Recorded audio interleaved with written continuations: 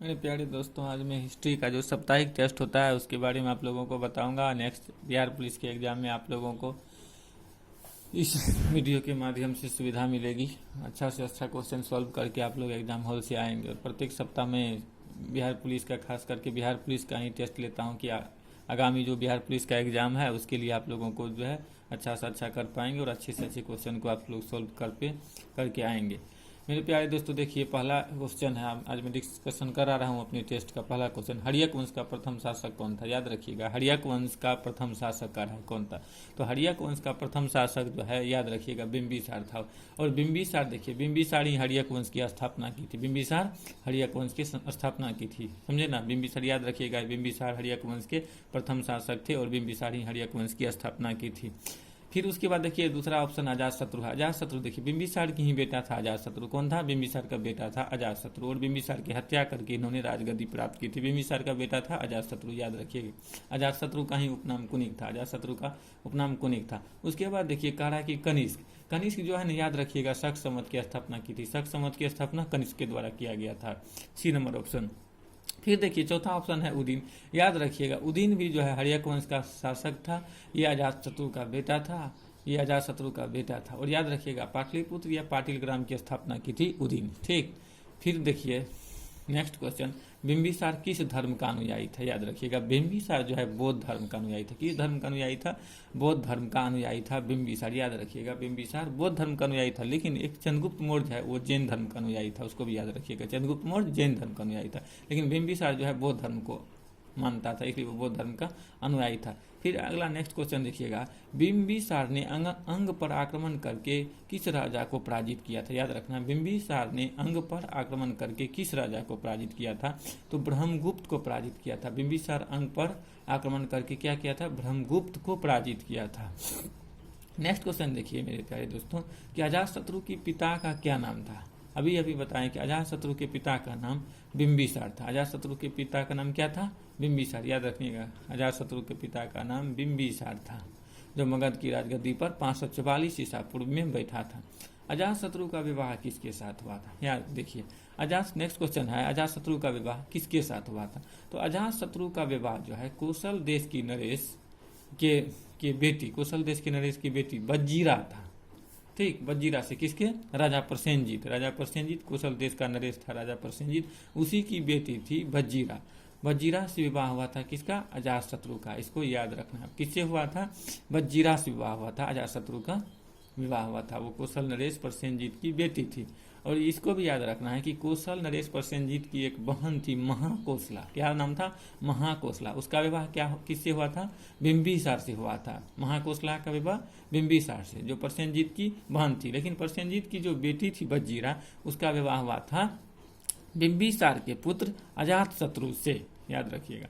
फिर next question देखिए, प्रथम बौद्ध संगीति किसके जीवन काल में हुई? तो प्रथम बौद्ध संगीति जो हुई थी अजातशत्रु के जीवन काल में हुई थी। किसके? प्रथम बौद्ध संगीति के समय में अगर पूछेगा कौन राजा था, कौन शासक था, तो वो भी देखिएगा अजातशत्रु ही मारना है। क्या हो? अजातशत्रु। फिर नेक्स्ट क्वेश्चन देखिए, प्रथम बौद्ध संगीति की अध्यक्षता किसने की? तो किसने किया था अध्यक्षता? प्रथम बौद्ध संगीति की जो अध्यक्षता किया था वो महाकश्यप किया था। कौन? महाकश्यप। समझे? याद रखिएगा, महाकश्यप। प्रथम बौद्ध संगीति की अध्यक्षता महाकश्यप के द्वारा किया गया था, महाकश्यप के द्वारा। फिर देखिए नेक्स्ट क्वेश्चन है कि अजातशत्रु ने महात्मा बुद्ध के भस्मावशेष पर स्तूप का निर्माण कहाँ करवाया था? तो कहाँ करवाया था? राजगिरी में करवाया था। याद रखिएगा, कहाँ करवाया था? राजगिरी में। अजातशत्रु ने महात्मा बुद्ध के भस्मावशेष पर किस जगह स्तूप का निर्माण कराया? तो राजगिरी में। फिर नेक्स्ट क्वेश्चन है कि हड़ियक वंश के किस शासक ने पाटलिपुत्र को मगध की राजधानी बनाया? तो हड़ियक वंश का जो शासक था वो था उदीन, जिन्होंने पाटलिपुत्र को मगध की राजधानी बनाई। उदीन ने पाटलिपुत्र की स्थापना की और मगध की राजधानी बना दिया। मगध साम्राज्य के किस वंश के शासकों को पितृहंता, देखिए पितृहंता कहा जाता है? तो हड़ियक वंश। कौन वंश? हड़ियक वंश। याद रखिएगा, मगध साम्राज्य के हड़ियक वंश को पितृहंता वंश के नाम से जाना जाता है। फिर नेक्स्ट क्वेश्चन देखिए, कह रहा कि कुनिक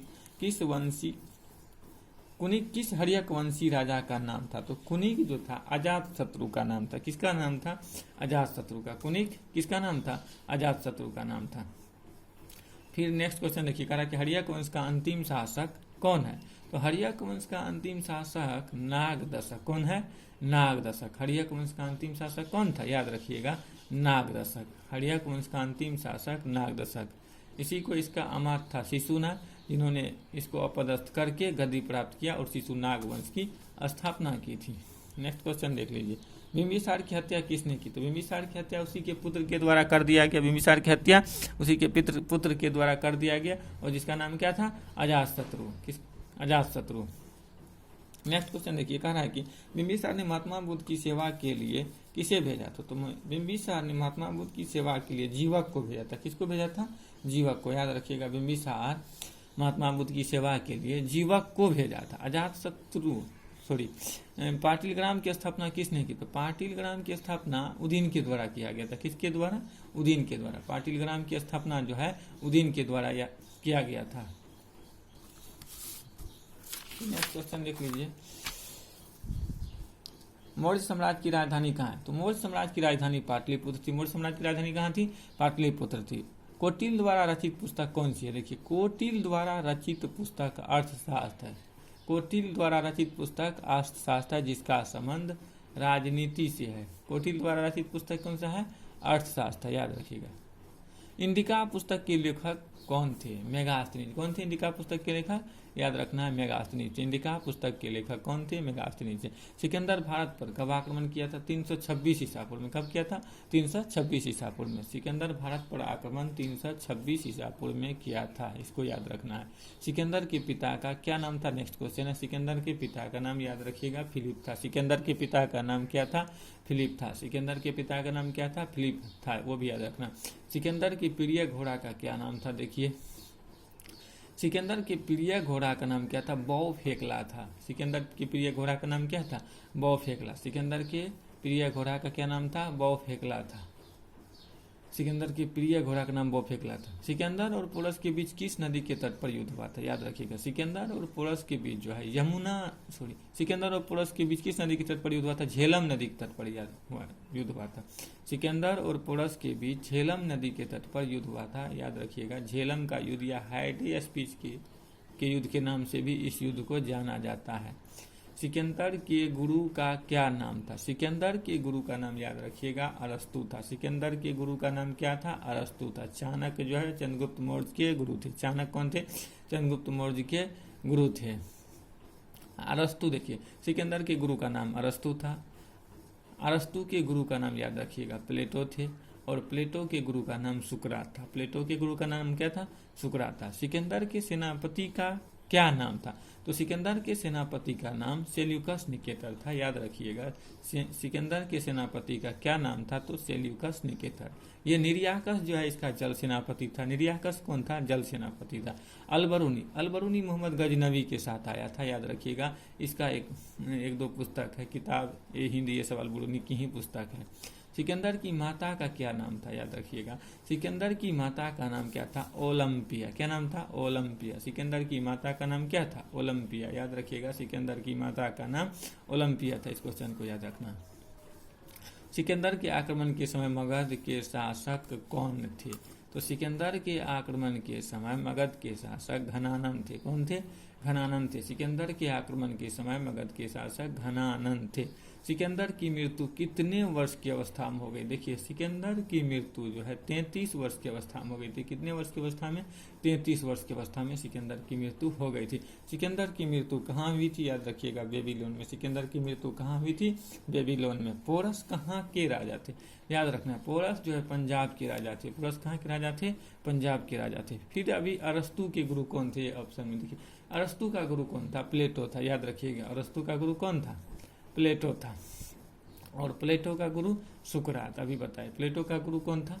सुकरात। मेरे प्यारे दोस्तों, ये टेस्ट साप्ताहिक टेस्ट है। मैं बिहार पुलिस के मकसद से सभी बच्चों को टेस्ट दिलवाता हूँ। प्रत्येक सैटरडे या मंडे को, 2 दिन, या सैटरडे या मंडे को टेस्ट दिलवाता हूँ।